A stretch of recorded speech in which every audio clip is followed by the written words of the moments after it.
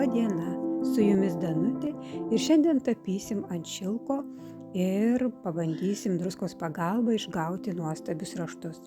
Taigi išskalbtą ir išlygintą šilko gabalėlį pritvirtiname prie rėmo.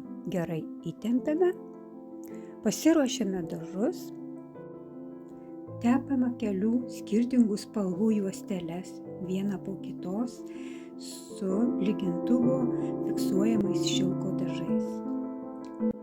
Geriausia, kad juostelis būtų ne mažiau 3 cm pločio. Ant spalvų susidūrimo vietos linijos bersime druską.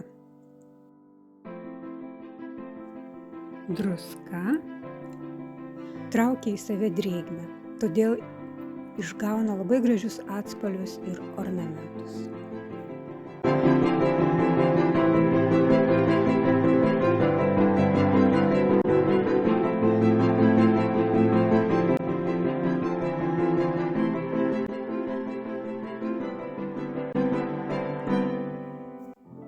Ištepę dažais ir pabarstę druska audinį paliekame džiūti apie 20-30 minučių.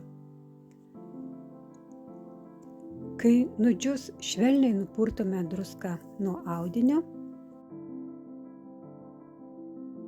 išlyginame skarelę iš blogosios pusės, taip užfiksuodami dažus.